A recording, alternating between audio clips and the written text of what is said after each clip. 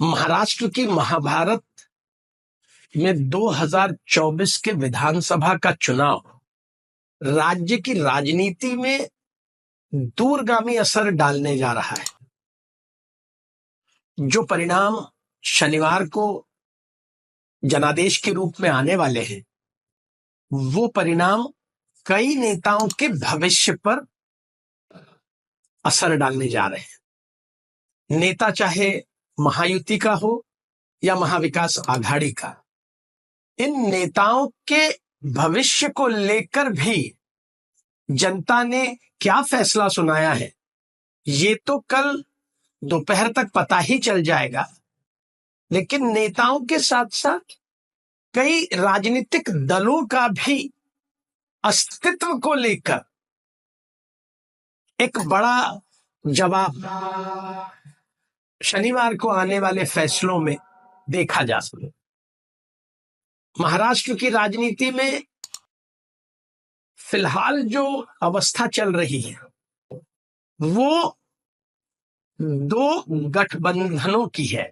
ये दोनों गठबंधन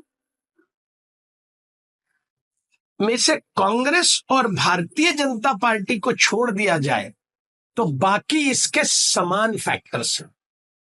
एक तरफ गठबंधन में कांग्रेस साथ में है, जिसे हम महाविकास आघाड़ी बोलते हैं, और दूसरी तरफ गठबंधन का नेतृत्व भारतीय जनता पार्टी के पास है, जिसे हम महायुति कहते हैं।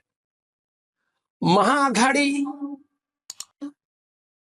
का उदय 2019 में तब हुआ था जब भारतीय राजनीति के इतिहास में दो विपरीत विचारधारा वाली बड़ी राजनीतिक पार्टियां, बड़ी राजनीतिक सोच वाली पार्टियां एक साथ इकट्ठा हुई थी। कांग्रेस और राका की विचारधारा तो कमोबेश एक जैसी है। उनके साथ जब आदरणीय बाला साहब ठाकरे की शिवसेना ने गठबंधन किया तो राजनीतिक पंडितों को चक्कर आ गया। उस समय कांग्रेस राका के साथ उद्धव की पार्टी ने मिलकर महाराष्ट्र में महाविकास आघाड़ी बनाई और 1986 से जो युति का राज था, युति का गठजोड़ था, उसको बहुत बड़ा डेंट लगा। आपको याद होगा कि भारतीय जनता पार्टी और शिवसेना बाला साहब ठाकरे वाली, उसने मिलकर 80 के दशक में पहली बार युति का निर्माण किया था, जिसे हम भाजपा शिवसेना की युति कहते थे। उस युति से बाहर निकलकर पहली बार उद्धव ठाकरे ने कांग्रेस और राष्ट्रवादी कांग्रेस पार्टी के साथ गठबंधन किया और 2.5 साल तक महाराष्ट्र में राज किया। महाभारत की तरह ही महाराष्ट्र की इस राजनीतिक महाभारत में यह बहुत बड़ा मोड़ था, जिसका असर 2.5 साल तक देखा। उद्धव ठाकरे की सरकार 2.5 साल रही। उन 2.5 वर्षों में करीब करीब 2 साल से ज्यादा का समय कोरोना में चला गया। कोरोना में जाने के बाद 2024 के नजदीक आते आते भारतीय जनता पार्टी को यह अनिवार्य हो गया था कि लोकसभा चुनाव के पहले एक निर्धारित समय सीमा के भीतर उन्हें महाराष्ट्र की सत्ता में वापस लौटना चाहिए। इस रणनीति के तहत सबसे पहले शिवसेना में बगावत के बीज बोए गए और एकनाथ शिंदे के विद्रोह के बाद बाला साहब ठाकरे की शिवसेना टूट गई। एकनाथ शिंदे की ऐतिहासिक बगावत के बाद 2022 में महाराष्ट्र में शिंदे के नेतृत्व में एक नई सरकार बनी। उस सरकार में एकनाथ शिंदे मुख्यमंत्री और देवेंद्र फडणवीस उप मुख्यमंत्री बने। ये सरकार चल ही रही थी कि शरद पवार की अगुवाई वाले राष्ट्रवादी कांग्रेस पार्टी भी टूट गई, फूट गई और वह भी सत्तारूढ़ महायुति में शामिल हो गई। इन तीन दलों के गठबंधन के बाद भी महाविकास आघाड़ी का जो मूल स्वरूप था उसमें कोई परिवर्तन नहीं आया। वहां कांग्रेस, शरद पवार वाली राष्ट्रवादी कांग्रेस और उद्धव ठाकरे वाली शिवसेना एक साथ बनी रही, विपक्ष में डटी रही। महाविकास आघाड़ी का तीन दलों के गठबंधन ने 2024 के लोकसभा चुनाव में चमत्कार कर लिया। 2024 के लोकसभा चुनाव में महायुति का जो विजयी रथ है,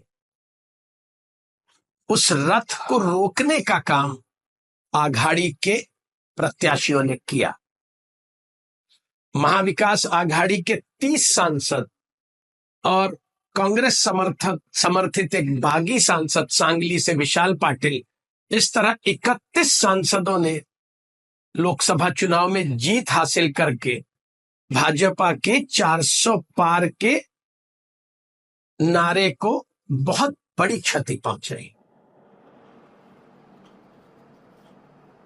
उस समय महायुति को महज 17 सीटों पर संतोष करना पड़ा।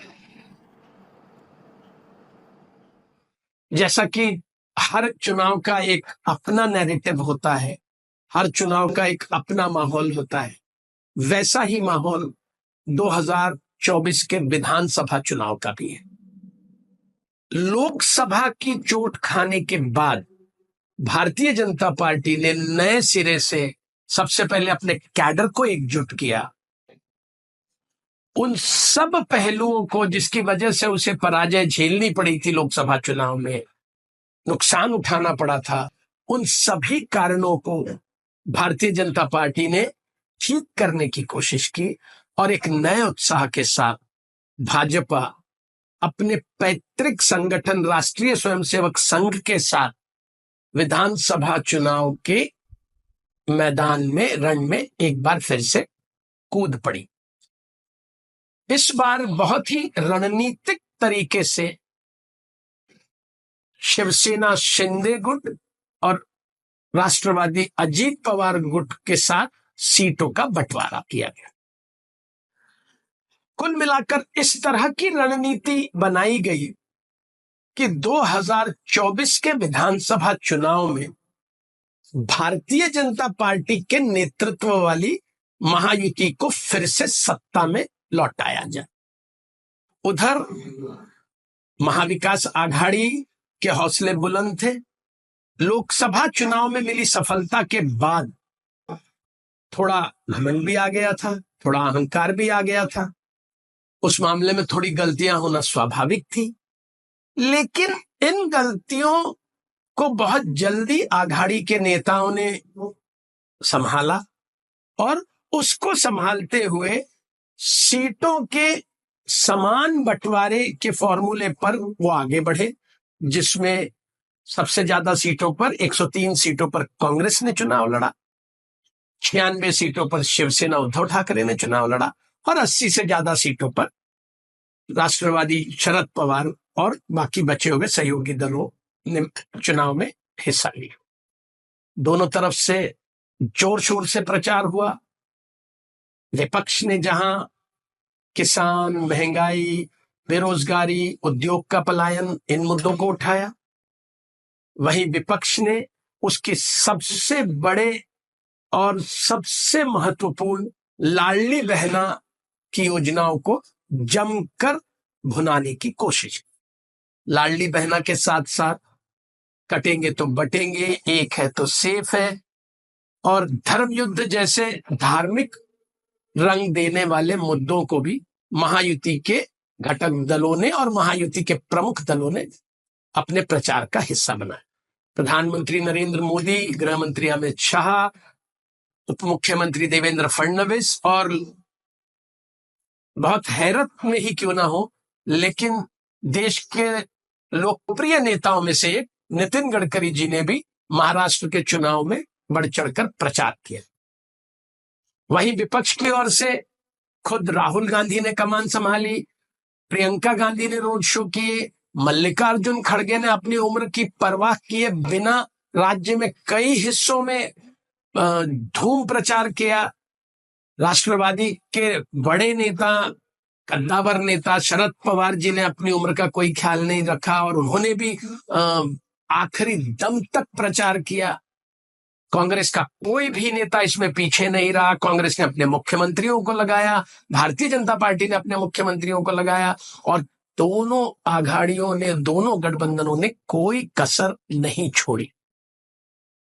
सबसे दिलचस्प बात यह है कि बारामती की हॉट सीट हो, जहां चाचा भतीजों के बीच में लड़ाई हो, जिस तरह हमने लोकसभा के चुनाव में ननद भाभी के बीच में देखा था, ऐसी कई सीटों पर दिलचस्प मुकाबला होने जा रहा है। गद्दार, 50 खोखे, ऐसे सब विषयों को लेकर चर्चाएं खूब हुई, खूब फेक पत्र मिले, खूब डीप फेक वीडियो बनाए गए, खूब माहौल हुआ और सबसे जो ट्विस्टेड, जो सबसे भयंकर एक बात देखी गई, चुनाव आयोग की तमाम सजगता के दावे के बीच वर्षों बाद महाराष्ट्र में एक ऐसा चुनाव हुआ जहां पैसा पानी की तरह बहा।